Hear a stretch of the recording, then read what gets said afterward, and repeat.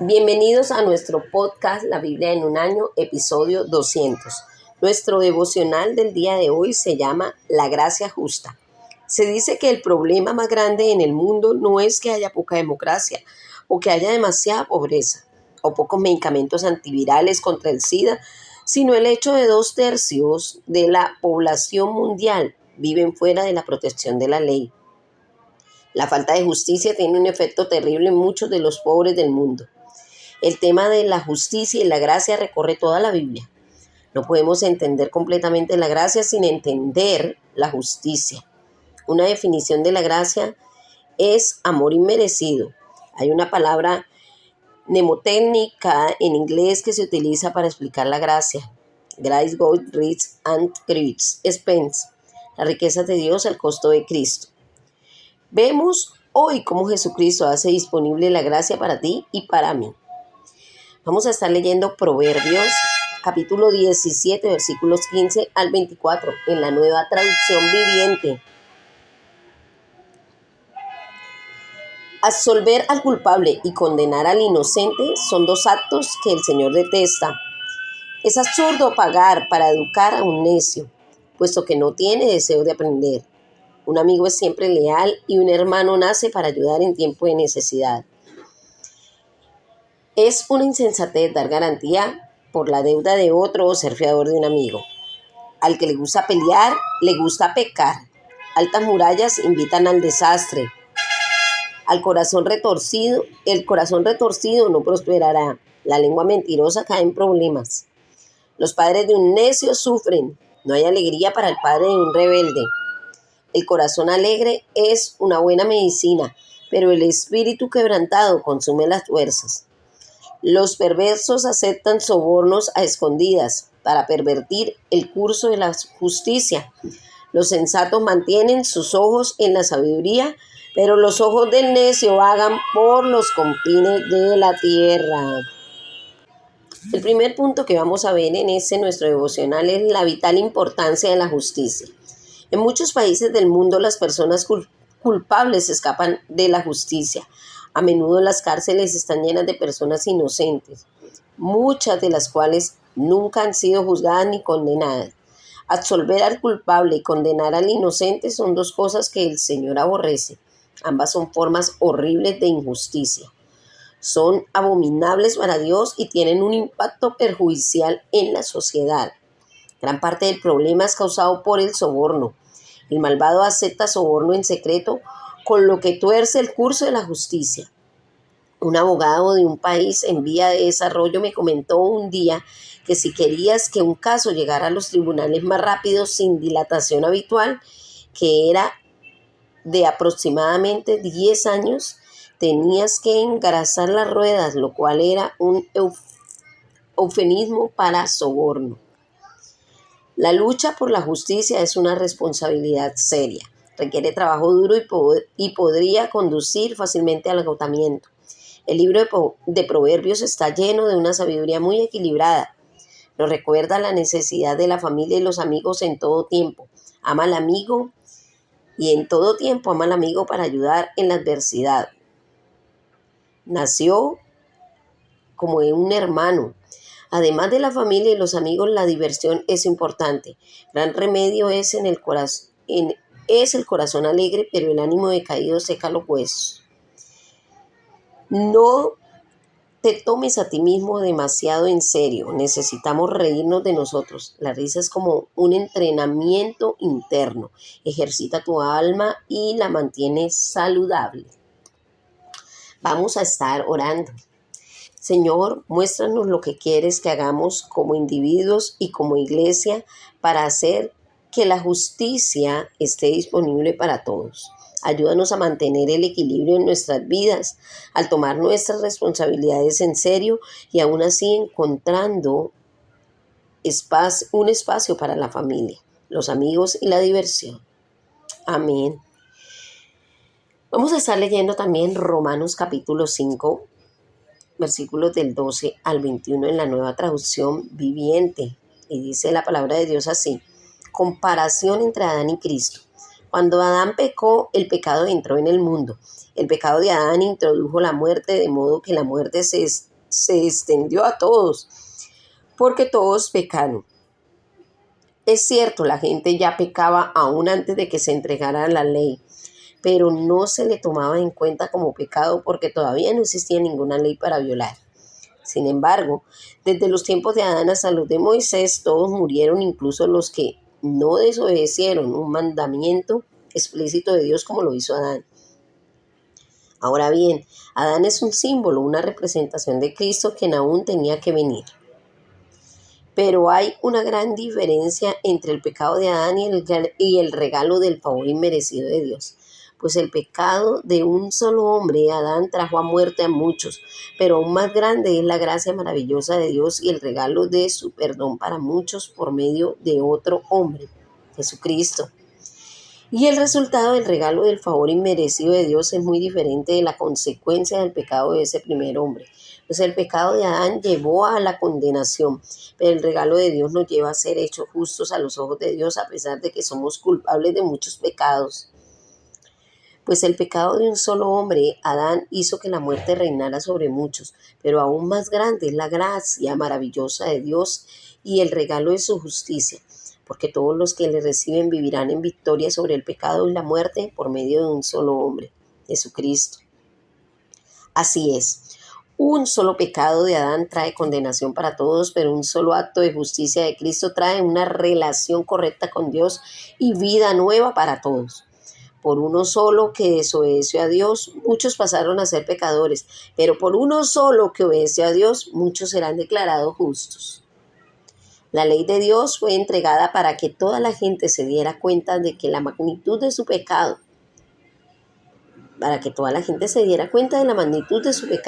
pero mientras más pecaba la gente, más abundaba la gracia maravillosa de Dios. Entonces, así como el pecado reinó sobre todos y los llevó a la muerte, ahora reina en cambio la gracia maravillosa de Dios, la cual nos pone en la relación correcta con Él y nos da como resultado la vida eterna por medio de Jesucristo nuestro Señor. Amén. El segundo punto que vamos a ver, según la explicación que nos dan en este proverbio, en esta carta de Romanos, es la provisión abundante de la gracia. La provisión abundante de la gracia. ¿Cómo te ves a ti mismo? ¿Qué crees acerca de ti? ¿Cómo crees que Dios te ve? ¿Qué imaginas que Él siente por ti? La gracia significa que Dios nos ve como justos, declarados justos. La justicia es un regalo gratuito que viene de la gracia de Dios. Allí donde abundó el pecado, sobreabundó la gracia, a fin de que, así como reinó el pecado en la muerte, reine también la gracia. Pablo comienza a profundizar más en las maravillas de la gracia. Retrata dos reinos, el reino de Adán y el reino de Cristo. Naturalmente aclara que todos somos parte del reino de Adán. El pecado, la muerte y la separación de Dios entraron en el mundo a través de Adán. Sin embargo, Pablo también describe un nuevo reino que Jesús ha creado a través de su muerte y resurrección. Lo asombroso es que eres transferido del reino de Adán al reino de Jesús, no por haberte ganado el derecho de estar en la lista de los buenos para Dios, sino porque simplemente el don de la gracia de Dios sino simplemente por aceptar el don de la gracia de Dios disponible a través de Jesús. Pablo comienza a comparar la muerte que vino a través de Adán con la vida que vino a través de Jesucristo, pero su argumento clave es la transgresión. No puede compararse con la gracia. En última instancia, ambas solo se pueden poner en contraste porque el regalo de la vida es mucho más grande que la transgresión. La única similitud es que ambas afectaron a muchos. Tus elecciones de obedecer o no obedecer no solo te afectan a ti, sino también a muchos otros. Como resultado del pecado de Adán, muchos murieron, pero la obediencia de Jesús permitió que muchos tuvieran acceso a la gracia en la que permaneces y recibir el regalo gratuito de la justificación. Y el don o regalo gratuito no es como el pecado. El regalo de Dios nos lleva a ser declarados justos a los ojos de Dios, a pesar de que somos culpables de muchos pecados. La muerte reinó como resultado del pecado de Adán, pero un solo hombre, Jesucristo, ha invertido el proceso para traer la justificación como un gran don gratuito y permitirnos permanecer en la gracia de Dios. En lugar de reinar la muerte, reinará la vida. El pecado de Adán significa que todos estamos en el banquillo de los condenados. El acto de justicia de Jesús en la cruz hace posible que Dios también te considere justo y te dé la vida. La justicia de Jesús lleva tu propia justicia. En palabras de el mensaje, más que únicamente sacarnos de problemas, nos metió en la vida. Por uno solo que desobedeció a Dios, muchos pasaron a ser pecadores, pero por uno solo que obedeció a Dios, muchos serán declarados justos. Jesús ha hecho posible el don de la gracia de Dios a través de su muerte en la cruz. El resultado de nuestro pecado es juicio y condenación. Si solo confiamos en la justicia y en la justicia por sí sola, eso es solo lo que recibiremos. Pero desde que Jesús murió en tu lugar, puedes recibir el regalo de la justificación. Dios puede ser justo y todavía te absuelve. Hay gracia justa. Jesús hizo posible la abundante provisión de la gracia y el don de la justicia de Dios. Recibes la justificación que trae a su vez vida. Somos constituidos justos. Recibes la vida eterna por Jesucristo nuestro Señor. Todo esto es por gracia. Tienes que permitir que estas verdades penetren profundamente tu corazón. Verte a ti mismo como Dios te ve, como justo delante de Él. Y creer que cuando Dios te mira, se complace contigo por lo que Jesús ha hecho por ti. Vamos a orar. Señor, te doy gracias por la muerte de Jesús en mi nombre. Gracias porque aunque merezco juicio y condenación, has posibilitado que sea justificado y reciba la justicia de Dios por gracia como don. Gracias por esa muerte en la cruz, Señor, y gracias por darme salvación por medio de ella. Amén. Vamos a estar leyendo también Amós capítulo 8 en la Nueva Traducción Viviente y Amós capítulo 9. Empecemos con Amós 8. La visión de la fruta madura. Entonces el Señor soberano me mostró otra visión Otra visión. Esta vez vi una cesta llena de fruta madura. ¿Qué ves, Amós?, me preguntó. Una cesta repleta de fruta madura, contesté. Entonces el Señor dijo, al igual que esta fruta, Israel está maduro para el castigo. No volveré a demorar su castigo. En aquel día el canto en el templo se convertirá en lamento. Habrá cadáveres tirados por todas partes. Será llevado fuera de la ciudad en silencio. Yo, el Señor soberano, he hablado. Escuchen eso. Ustedes que roban al pobre y pisotean al necesitado. Ustedes no se aguantan a que termine el día de descanso y a que acaben los festivales religiosos para volver a estafar al desamparado. Pesan el grano con medidas falsas y estafan al comprador con balanzas fraudulentas. Y el grano que venden lo mezclan con los desechos barridos del piso. Por una moneda de plata o por un par de sandalias, convierten en esclavos a los pobres. Ahora el Señor ha hecho este juramento por su propio nombre. El orgullo de Israel nunca olvidaré las cosas perversas que han hecho. La tierra temblará a causa de sus acciones y todos harán duelo. La tierra subirá como el río Nilo en tiempos de inundaciones. Se levantará y volverá a hundirse. En aquel día, dice el Señor soberano, haré que el sol se ponga al mediodía y que en pleno día se oscurezca la tierra. Convertiré sus celebraciones en lamentos y su cantar en llanto. Se vestirán de luto y se raparán la cabeza en señal de dolor, como si su único hijo hubiera muerto. Qué tan amargo será ese día. Ciertamente se acerca la hora, dice el Señor soberano, cuando enviaré hambre a la tierra. No será hambre de pan ni de sed de agua, sino hambre de oír la palabra del Señor. La gente deambulará de mar a mar y vagará de frontera a frontera en busca de la palabra del Señor, pero no la encontrarán. En aquel día las jóvenes hermosas y los muchachos fuertes se desmayarán sedientos por la palabra del Señor. Y los que juran por los vergonzosos ídolos en Samaria, los que hacen juramentos en el nombre del Dios de Dan y votos en el nombre del Dios de Berseba, todos caerán y nunca más se levantarán. Vamos a estar leyendo Amós 9, la visión de Dios junto al altar, nueva traducción viviente. Entonces vi una visión del Señor quien estaba de pie junto al altar y dijo: golpea la parte superior de las columnas del templo para que los cimientos se sacudan. Derriba el techo sobre las cabezas de la gente. Mataré a espada a los que sobrevivan, nadie escapará. Aunque caben hasta el lugar de los muertos, allí descenderé y los sacaré. Aunque suban hasta los cielos, de allí los derribaré. Aunque se escondan en la cumbre del monte Carmelo, allí los buscaré y los capturaré. Aunque se oculten en el fondo del océano, enviaré tras ellos a las serpientes marinas para que los muerdan. Aunque sus enemigos los lleven al destierro, ordenaré a la espada que allí los mate. Estoy decidido a traerles desastre y no a ayudarlos. El Señor de los ejércitos celestiales, toca la tierra y ésta se derrite y todos sus habitantes lloran. La tierra sube como el río Nilo en tiempos de inundaciones y luego vuelve a hundirse. El hogar del Señor llega hasta los cielos mientras que sus cimientos están en la tierra. Él levanta agua de los océanos y vierte como lluvia sobre la tierra. El Señor es su nombre. Israelitas, ¿son ustedes más importantes para mí que los etíopes?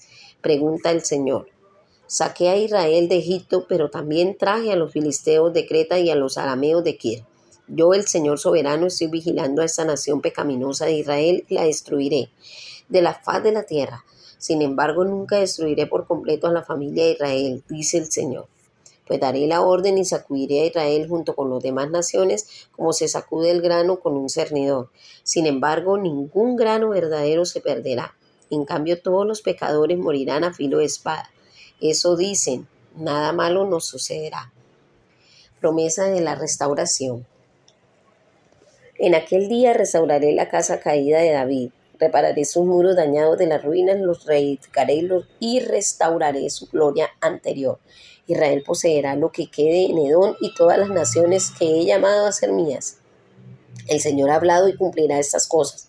Llegará el día, dice el Señor, en el que el grano y las uvas crecerán más rápido de lo que pueden ser cosechados. Entonces los viñedos en las terrazas de las colinas de Israel destilarán vino dulce. Traeré a mi pueblo de Israel de su cautiverio en las tierras lejanas, reedificaré sus ciudades que están en ruinas y nuevamente vivirán en ellas. Plantarán viñedos y huertos, comerán sus cosechas y beberán su vino. Los plantaré firmemente allí en su propia tierra. Nunca más serán desarraigados de la tierra que yo les di, dice el Señor Dios. ¡Wow! ¡Qué tremendo!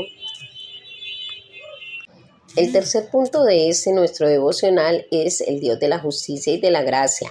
Amós habla nuevamente en contra de la injusticia. Escuchen esto todos los que pisotean a los débiles y tratan a los pobres como menos que nada. Ustedes dicen, cuando llegue mi próximo cheque de pago para poder salir. Ustedes dicen, ¿cuándo llega mi próximo cheque de pago para poder salir y vivir a lo grande? ¿Cuánto falta para el fin de semana para poder salir y pasar un buen rato? Ustedes que dan tan poco y toman mucho y nunca hacen un día de trabajo honesto, ustedes que explotan a los pobres y los usan y luego, cuando ya están arruinados, los desechan.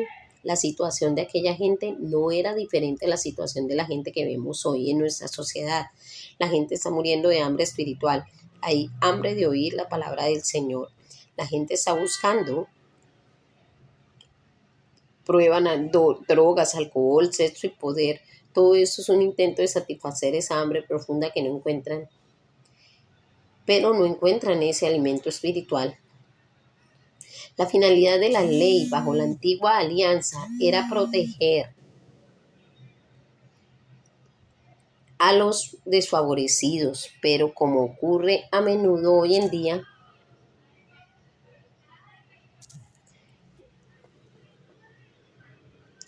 los pobres no reciben justicia. Fueron pisoteados y engañados. El Señor odia la deshonestidad porque nos ama y ama a los pobres. La injusticia y la deshonestidad estaban en el núcleo de los pecados de Israel. Como resultado de esto, Amós declara, viene el día del juicio. Israel será llevado al exilio. Sin embargo, el libro de Amós no termina en este punto, termina con la promesa de la restauración, como lo indica el mensaje. Yo restauraré la casa de David que ha caído en pedazos. Todo va a suceder a la vez y en todas partes verán bendiciones. bendiciones como el vino destilado de las montañas y colinas. Haré todo bien de nuevo para mi pueblo Israel. Reedificarán sus ciudades arruinadas, plantaré viñedos y beberán buen vino. Trabajarán sus jardines y comerán sus cosechas, y los plantaré allí, y los plantaré firmemente en su propia tierra. Nunca más serán desarraigados de la tierra que les he dado. El futuro definitivo del pueblo de Dios fue más allá del mejor de sus sueños. Ni su pecado e injusticia podrán descarrilar en última instancia los planes de la bendición de Dios. Es la misma dinámica que vimos en nuestro pasaje del Nuevo Testamento. La gracia y la misericordia de Dios superan por mucho nuestros pecados. En definitiva, Jesús hace posible que la justicia y el perdón vayan de la mano. Vamos a orar. Señor, te damos gracias porque eres un Dios de justicia y de gracia. Te damos gracias porque el derramamiento del Espíritu Santo, gracias porque por el derramamiento del Espíritu Santo vemos ahora una irrupción de ese futuro. Oramos para que triunfe la justicia, que podamos ver una reconstrucción de las iglesias arruinadas y un incremento en la plantación de las iglesias. Que el vino nuevo de tu Espíritu Santo y una gran efusión de gracia destilen de las montañas. Amén. La pastora Pipa añade, Romanos 5:20, allí donde abundó el pecado, sobreabundó la gracia. El mensaje traduce ese versículo así: pero el pecado no lo hizo y no detiene la posibilidad de competir con el perdón agresivo que llamamos gracia. Creo que es por eso que a menudo en las prisiones encontramos tanta fe, amor y vidas transformadas. Cuanto más oscuridad hay, la luz brilla más esplendorosa. Así es. Bueno, acordémonos que este devocional fue escrito por nuestro pastor Nicky Gumbel de la iglesia HTV en Londres y la pastora Pipa Gumbel, y la voz que dio vida a este devocional fue la voz de Angélica Rojas. Dios le bendiga.